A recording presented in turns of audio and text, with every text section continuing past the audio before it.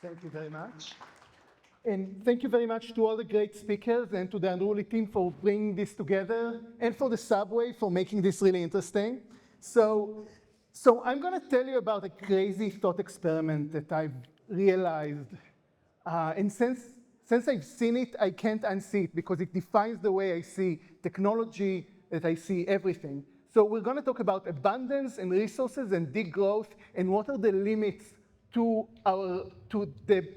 are the limits to growth. So about me, thank you, Vicky, for the introduction. Lunar does pre-seed European computer science startups, and we are trying to bring in this exponential growth, and the problem is this exponential growth is going to stop much sooner than you'd think.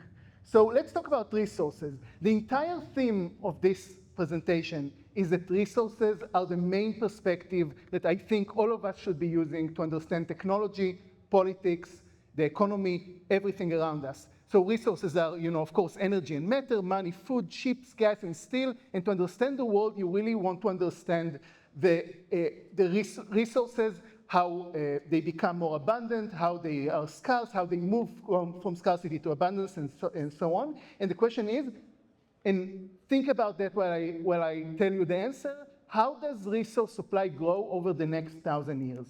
So this is the graph that we're all used to. Everyone's been talking about exponential growth, and we take it for granted. Compounding is something that we as a species have lived with since prehistory. We look at this and we're like, this is normal, right? That's how the economy grows, right? Stock prices grow at 6% per year. GDP and our measures of productivity grow at 3% a year, and they've been growing, compounding exponentially since the prehistory, right? If you go back, it hasn't always been 3%, but it's always been compounding. And we take it for granted, and we don't even think. That's a log scale, right? That's how we expect a log scale to look. And that's how world GDP looks since forever. And the problem is that it won't last as long as you might think. 3% a year means you're doubling every 24 years. It means you're 20xing every 100 years. What happens eventually, and how long can we keep this up? Well, the total energy we use right now on Earth this year is 10 to the 21 joules. If you count all the materials we're extracting and the energy content of them, you're getting to 10 to the 31 joules. How much can the solar system provide? Right? So if you do all the math and you assume we can convert from matter to energy and between matter and other matter in the perfect way that Einstein's equals mc squared predicts, right? In the best way, if you can do perfect fusion and convert anything, you only get to 10 to the 47 joule. Huge number, right? I mean, it's 1,000 trillion what we use today. And if you go to the entire galaxy, it's another 1,000 trillion on top of that. That should be surely enough. Well, at 3% a year, this gives you 2,000 more years, less than the amount of time since Jesus, and then you get stuck.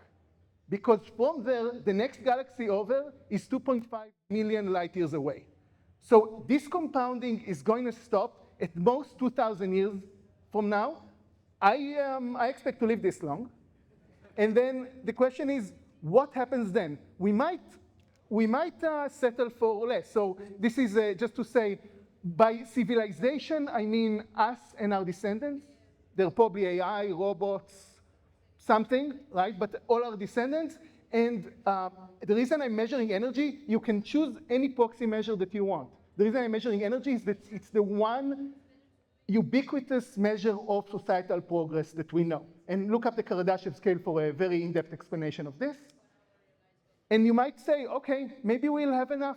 Maybe this will be all, maybe we'll learn to suffice in this, and that's all we're going to need. Well, think again. Our founding myth as a society has to do with people like Columbus, Alexander the Great, Einstein, who discovers new science. Don't even get me. I don't have time to tell you how we're going to run out of science to discover, but that's going to be way earlier than 2,000 years from now. And those are the people that we idolize. Kids grow up on, I want to discover something new. I want to discover a new continent. Well, what happens when we can't? What happens when we run out of space to grow? So these are the disks, by the way. this is how 1,000 light years looks, and this is how 10,000 light years look, and it's not a lot. So you're going to, even to get to some of the Milky Way, you need more than all of this amount of time. So the actual estimates are much sooner. Around the year 3000, we're gonna run out, even if you do amazing fusion and any kind of spacefaring thing, if you take relativity as a given, if you take the speed of light as a limit of all physical things, we're gonna run out of room. And what happens to civilization then? Well, you don't have to look to the year 4000.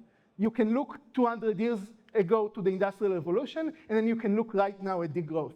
So Malthus asked 200 years ago, what gives? If a population is growing exponentially, and food supply, as it looked, exponentials do look a bit like linear when you look currently, and food supply grows linearly, what's going to happen when we run out of food? Because the exponent is going to overtake the linear. Wars, famine, and so on. Well, it turns out that just in time, every time that such a question happens, every time we find some sort of technological solution. So back then it was the Haber process, and we learned to grow better crops. And now environmentalism is asking the same question, and hopefully AI or something will save us from this. But at some point, and this problem repeats again and again in history, but at some point we know that this is gonna end, and that growth is gonna end. Malthusian arguments are a fascinating topic. If you want a real mind bender, think about what happens when you run out of space to discover new art in. This has been explored in a great short story called Melancholy Elephants that I really recommend. You can see this in every walk of life. We're gonna run out of stuff to discover. We're gonna run out of growth. And because of that, we are now having political problems. So the political axes are being realigned. It used to be, fascism versus communism. It used to be civil liberties versus collectivism. Now it's becoming abundance versus degrowth. And the people on the top are quickly becoming, they have more together with each other, even though some of them are left and some of them are right, than the people in the bottom. And you're going to see, I believe, this realignment of abundance people who believe you just need to push the exponential harder, and technology will save us, and the people who say, delete your emails to save water, shut off your Wi-Fi router at night. And both of these sides have some claims to them. It's clear what side I am on, but we're going to see this politics realigning soon. So I suggest that to look at everything between, this is the same questions that were asked, Malthus was UK, was British, Marx was talking about precisely these questions. This is the right country to ask these questions, like post-industrial revolution. They were asking exactly these kind of questions. And what I urge you is to look at the world through the lens of resources. So what we as a civilization have been doing is to take resources that are very scarce to us and making them abundant. So we domesticated wheat, or wheat domesticated us, and calories became prevalent. Communication, we are on Zoom calls between continents right now. Stuff that would take, the telegraph was an amazing accomplishment because before that you would have to send runners. Communication has become abundant. Transportation, I get on a plane, I get to another continent. You used to die on the way between the coasts. Information manipulation, I have a hard drive with a trillion times the content of the Library of Alexandria. So we have systematically taken one resource after another, and we made them abundant. But some resources are still scarce. Energy will, if you believe relativity, forever be scarce. Materials are scarce for the foreseeable future. And cognitive labor is the most interesting one, because that's what AI right now is making scarce. If AI succeeds as we think it will, then cognitive labor will be as abundant as calories. And what does the world look then? Well, I'll tell you what. It looks like a world where the only bottleneck resources are energy and materials. I've written this in a lot of depth, much more than I have time for right now. If you check this QR code, that's the investment thesis I built on this basis. And the one thought I want to leave you with is to think about resources as the main thing that drives our culture, that defines our politics, that defines everything that we do, that defines which technologies we should back and what we should spend our days on. You should be asking yourself, what will allow us to grow 3% a year, not just for the next 10 years, but for the next 100 years, for the next 1,000 years. I know we'll get stuck at the end of it. And once you see this as a cornerstone foundation of our civilization, of our economics, you won't be able to unsee it. And whenever you're confused, ask yourself, what does Malthusianism look like in our light cone?